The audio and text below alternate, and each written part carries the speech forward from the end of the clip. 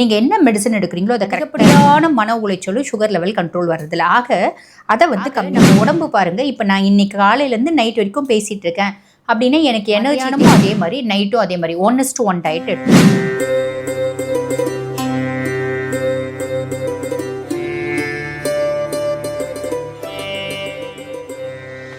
பொதுவாக வந்து பாருங்கள், நிறைய பேர் டயபெட்டிஸ் இருக்கவங்க ஒன்றும் சாப்பிடவே மாட்டாங்க, இல்லை கொஞ்சமாக சாப்பிடுவாங்க. நீங்கள் என்ன பண்ணுங்கள், 3 நேரமுமே சாப்பிடுங்க. அதில் எந்த தப்போ இல்லை. நீங்கள் என்ன மெடிசன் எடுக்கிறீங்களோ அதை கரெக்டாக எடுங்க. நாங்கள் வந்து இன்சுலினே காலையில் 40 சாயங்காலம் 40 யூனிட்ஸ் போடுறோங்க. ஆனால் வந்து பாருங்கள் பெருசாக எங்களுக்கு இம்ப்ரூவ்மெண்ட் இல்லை, ஃப்ளக்சுவேஷன் இருக்குது அப்படின்னா உங்களோட மன உளைச்சல் முதல்ல கம்மி பண்ணுங்கள். பயங்கரமாக உழைக்கிறீங்க அப்படின்னா அதிகப்படியான உடல் உழைப்பும் வந்து பார்த்திங்கன்னா சுகர் லெவல் கண்ட்ரோல் வர்றதில்ல. அதிகப்படியான மன உளைச்சலும் சுகர் லெவல் கண்ட்ரோல் வர்றதில்ல. ஆக அதை வந்து கம்மி பண்ணிக்கோங்க. சரிங்களா? நல்லா தூங்குங்க.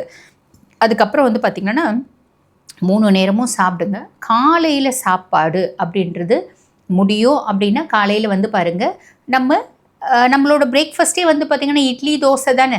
பூரி பொங்கல் கூட ரொம்ப கம்மியாக தான் சாப்பிட்றோம், இட்லி தோசை தான் சாப்பிட்றோம் இல்லைங்களா? அந்த இட்லி தோசை சிறுதானியங்கள் மாதிரி எடுத்துக்கோங்க. இப்போ நிறைய பேர் என்ன சொல்லுவாங்க, நாங்கள் காலையில் சிறுதானியங்கள் தாங்க சாப்பிட்றோம், மதியானம் பாரம்பரிய அரிசி தான் சாப்பிட்றோம், நைட்டும் சிறுதானியம் தான் சாப்பிட்றோம், ஆனால் வந்து பாருங்கள் எங்கள் சுகர் லெவல் குறையவே மாட்டேங்குது அப்படின்றாங்க. அதுக்கு காரணம் என்ன அப்படின்னா, நம்ம சிறுதானியங்கள் எடுத்தாலும் சரி, பாரம்பரிய அரிசி எடுத்தாலும் சரி, அதுவும் வந்து பார்த்திங்கன்னா கார்போஹைட்ரேட்ஸ், மாவு சத்து தான். ஆக நம்ம உடம்பு பாருங்கள், இப்போ நான் இன்றைக்கி காலையிலேருந்து நைட் வரைக்கும் பேசிகிட்டு இருக்கேன் அப்படின்னா எனக்கு எனர்ஜி தேவை, ஆற்றல் தேவை. அந்த ஆற்றல் வந்து பாருங்களேன் கார்போஹைட்ரேட்ஸ், மாவு சத்துலேருந்து எடுக்கப்படுறது இருக்குது. ஆரோக்கியமான கொழுப்புகள், அதாவது ஃபேட்ஸ்லேருந்து எடுக்கப்படுறது இருக்குது. அதுக்கப்புறம் வந்து பார்த்திங்கன்னா புரதங்கள்லேருந்து எடுக்கப்படுறதும் இருக்குது. ஆக இப்போ இன்சுலின் எதுக்கு ரொம்ப தேவை அப்படின்னா மாவு சத்துலேருந்து எடுக்கப்படக்கூடிய எனர்ஜிக்கு தான் வந்து பார்த்திங்கன்னா இன்சுலின் நிறைய தேவை. இதே ஆரோக்கியமான கொழுப்போ புரதங்கள்லேருந்தோ எடுக்கப்படுற ஒரு எனர்ஜிக்கு வந்து பார்த்திங்கன்னா கன்வெர்ட் ஆகிறதுக்கு நம்மளுக்கு இன்சுலின் நிறைய தேவை இல்லை. ஆக நம்ம என்ன பண்ணலாம், மாவு சத்தை கம்மி பண்ணிக்கலாம். இப்போ நான் சொன்ன மாதிரி வந்து பார்த்திங்கன்னா சிறுதானியங்களும் மாவு தான், அதுலேயும் கார்போஹைட்ரேட்ஸ் இருக்குது. அப்போ நம்ம என்ன பண்ணலாம், 1:1 டயட். இது நான் சொல்லலைங்க, இது வந்து பார்த்திங்கன்னா வேர்ல்டு ஹெல்த் ஆர்கனைசேஷனே சொல்லியிருக்காங்க. இது வந்து டேஷ் டயட், 1:1 டயட் அப்படிம்பாங்க. அப்படின்னா என்னென்னா காலையில் நீங்கள் என்ன சாப்பிட்டாலும் லிமிட் ஆகிடுங்க. இப்போ வயிறு ஃபுல்லும் சாப்பிடணும். நம்மளுக்கு வந்து பாருங்கள் ஒரு ஹேபிட் இருக்குது, நம்மளுக்கு இது வரைக்கும் சாப்பிட்டா தான் திம்முன்னு இருக்கணும், அப்போ தான் நம்மளுக்கு வந்து பார்த்திங்கன்னா நல்லா இருக்கும், அன்றைக்கெலாம் மைண்டு ஃப்ரீயாக இருக்கும். கொஞ்சோண்டு சாப்பிட்ணுன்னு வச்சுக்கோங்களேன், எதுவுமே முடியாத மாதிரி, நம்ம ரொம்ப நோய்வாய்ப்பட்டுட்ட மாதிரி பயங்கரமான கவலை அப்படின்றது இருக்கும். அப்போ நம்ம என்ன பண்ணலாம் அப்படின்னா, ஒரு கப்பு ஃபுல்லும் நீங்கள் இட்லி தோசை பூரி பொங்கல் நீங்கள் சாதா அரிசியில் செஞ்சாலும் சரி, சிறுதானியங்கள் செய்கிறது சக்கரை பேஷண்ட்ஸ்க்கு ரொம்பவே நல்லதுங்க. காரணம் என்ன அப்படின்னா, இந்த சிறுதானியங்களை வந்து பார்த்திங்கன்னா calcium, potassium, magnesium, phosphorus, zinc, selenium இப்படி ஏகப்பட்ட மைக்ரோ நியூட்ரியன்ஸ் இருக்குங்க. ஆக நம்ம சாதா அரிசி, சாதா வந்து கிரெயின்ஸை விட சிறுதானியங்கள் ரொம்பவே நல்லது அப்படின்லாம். அப்போ நம்ம சிறுதானியங்கள் காலையில் எடுக்கிறீங்க அப்படின்னா, இப்போ யாரும் வந்து சிறுதானியங்கள் முழுசாக போட்டு செய்ய மாட்டேன்றாங்க, ஏன்னா கொஞ்சம் காஸ்ட்லியாக இருக்குது அப்படின்னு.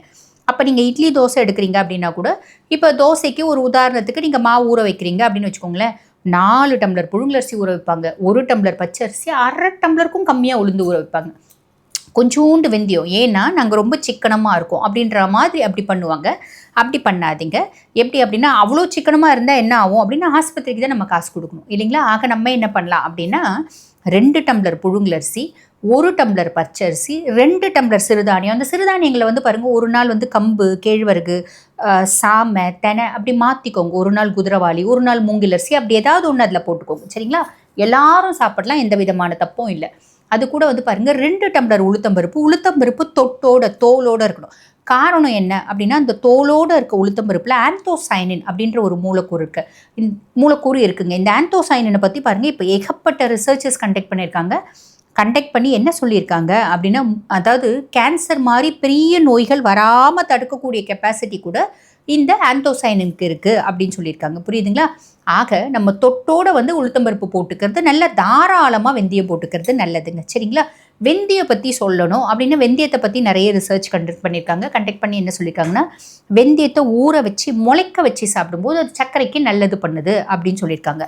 ஆக வெந்தயம் கொஞ்சம் தாராளமாக போட்டு காலையில் 1 மடங்கு வெஜிடபிள்ஸ்னால் 1 மடங்கு, அதாவது 1 மடங்கு நம்ம இட்லி தோசை பூரி பொங்கல் எது சாப்பிட்டாலும் 1 மடங்கு காய், மதியானமும் அதே மாதிரி நைட்டும் அதே மாதிரி 1:1 டயட் எடுத்துக்கோங்க. சரிங்களா? ஃபஸ்ட்டு உணவு முறையில் இந்த மாற்றம். ஒரு நாளைக்கு 3 லிட்டர் தண்ணி, அதிகப்படியான மன உளைச்சல், அதிகப்படியான உடல் உளைச்சல் இல்லாமல் பார்த்துக்கோங்க. காலையில் எந்திரிச்ச உடனே என்ன பண்ணுங்கள், வெந்தயம் 1 ஸ்பூன் எடுத்துக்கணும். இந்த வெந்தயத்தை எப்படி சாப்பிடணும், நம்ம வெந்தயத்தை ஊற வச்சு முளை வர வச்சு அந்த வெந்தயத்தை ஒரு கண்ணாடி பாட்டிலில் போட்டு வச்சுடுங்க. வச்சுட்டு அந்த முளை வந்த வெந்தயத்தை ஒரு ஸ்பூன், நல்ல ஒரு பெரிய ஸ்பூன் ஒரு நாளைக்கு காலையில் வெறும் வயிற்றில் மென்று சாப்பிடும்போது என்ன ஆகும் அப்படின்னு கேட்டிங்கன்னா 4-ஹைட்ராக்சி ஐசோலியூசைன் அப்படின்ற ஒரு மூலக்கூறு இருக்குது. இது வந்து பார்த்திங்கன்னா அந்த இன்சுலின் செக்ரீஷனை அதிகப்படுத்த உதவுது அப்படின்றது கண்டுபிடிச்சிருக்காங்க. ஆக இந்த மாதிரி செய்யலாம். ஒரு சிலர் என்ன சொல்லுவாங்க, நான் வந்து அந்த ஃப்ரிட்ஜில் வச்சு சாப்பிடும்போது எனக்கு ஈரம் ஆகுது அப்படிம்பாங்க. அப்படிப்பட்டவங்க என்ன பண்ணுங்கள், அதை முளைக்க வச்சு நல்ல வெயிலில் காய வச்சு பவுட்ரு பண்ணி அரைக்குறையாக பவுட்ரு பண்ணி வச்சுட்டு காலையில் ஒரு ஸ்பூன் எடுத்துக்கோங்க. அப்போ வந்து ஈரம் ஆகாது உங்களுக்கு. ஓகேங்களா? ஆக காலையில் அந்த வெந்தயம் எடுத்துக்கணும். 1:1 டயட் எடுக்கணும். அதுக்கப்புறம் வந்து பாருங்கள், இந்த கோவக்காயை வந்து பார்த்திங்கன்னா வாரத்தில் 3 நாள் எடுக்கணும். காரணம் என்ன அப்படின்னா, இந்த கோவக்காயை பற்றி என்ன சொல்லுவாங்க அப்படின்னா செம்பியன் அப்படின்னு சொல்லுவாங்க. இதில் வந்து செப்பு சத்து ஜாஸ்தி இருக்குங்க. இப்போ வந்து பாருங்கள், இப்போதைய காலகட்டத்தில் வாட்டர் ஃபில்டர்லாம் கூட நம்ம ஆட் பார்த்துருப்போம். இதில் காப்பர் காயில் இருக்குது. ஸோ இது இம்யூனிட்டியை அதிகப்படுத்துது, உடலில் வந்து நோய் ஆற்றலை அதிகப்படுத்துது, எதிர்ப்பு சக்தியை அதிகப்படுத்துது, நோய் ஆற்றலை எதிர்க்கும் தன்மையை அதிகப்படுத்துது. எப்படி நிறைய ஆட் பார்க்குறோம். எப்படி அப்படின்னா, இந்த காப்பருக்கு நேச்சுரலாகவே வந்து பார்த்திங்கன்னா ப்ரொடெக்டிவ் மெக்கானிசம் அப்படின்னு இருக்க தான் செய்யுது. ஆக இயற்கையாகவே வந்து பார்த்திங்கன்னா கோவக்காயில் அந்த செப்பு இருக்குது. ஆக வாரத்தில் சக்கரை நோயாளிகள் வந்து பார்த்திங்கன்னா இவங்களோட இம்யூன் ஃபோர்ஸ் வந்து ரொம்ப வீக்காகவும், they are easily prone for infection அப்படின்னா நிறைய கிருமி தொத்து அப்படின்றது சுகர் ஃப்ளக்சுவேட் ஆகும்போது இவங்களுக்கு டக்குன்னு வரத்துக்கு வாய்ப்பு உண்டு. இதை நம்ம உதாரணத்துக்கு சொல்கிறோம் அப்படின்னு வச்சுக்கோங்களேன். ஒரு டம்ளரில் தண்ணி பிடிச்சி வைங்க. இதே சக்கரை கலந்த தண்ணி பிடிச்சி வைங்க. சாதா தண்ணி வந்து பாருங்கள் 5 நாள் 6 நாள் ஆனாலும் காற்றுல இருக்க சூடுனால கொஞ்சம் குறையும், அவ்வளோதான். ஆனால் இந்த சக்கரை கலந்த தண்ணி 1 மணி நேரம் 2 மணி நேரத்தில் நிறைய ஈமுக்கும் எறும்பு மிக்கும். அதே மாதிரி தான் சக்கரை நோயாளிகள் ரத்தமும் டக்குன்னு வந்து பார்த்திங்கன்னா இன்ஃபெக்ஷன் அப்படின்றது வரும். வராமல் இருக்கிறதுக்கு இந்த கோவக்காய், சரிங்களா? அதுக்கடுத்து வாரத்தில் 3 நாள் கண்டிப்பாக பாவக்காய் எடுத்துக்கணும். இப்போ பாவக்காய் அப்படின்னா நிறைய பேஷண்ட்ஸ் என்ன பண்ணுறாங்க, பாவக்காய் ஜூஸ் பண்ணி குடிக்கிறாங்க. அவ்வளோலாம் கொடுமை நம்ம அனுபவிக்கணுன்ற அவசியமே இல்லை. நம்ம பாவக்காயை பொரியல், கூட்டு, சாம்பார் அப்படி வச்சு சாப்பிட்லாம். நல்லா சாப்பிடுங்க, ஒன்றும் பிரச்சனை இல்லை.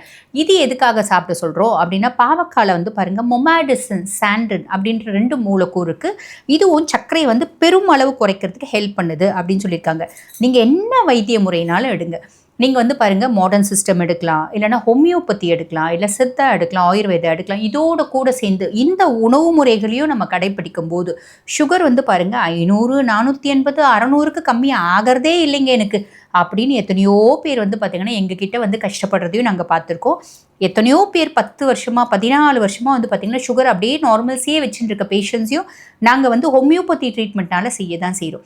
ஆக நீங்கள் என்ன மோட் ஆஃப் ட்ரீட்மெண்ட் எடுத்தாலும் இந்த உணவு முறைகளை ஃபாலோ பண்ணும்போது சக்கரை நோயினால் வரக்கூடிய எந்த காம்ப்ளிகேஷன்ஸும் வராது. அதே மாதிரி சக்கரை எப்பயுமே நம்ம கட்டுக்குள்ளே இருக்கும்.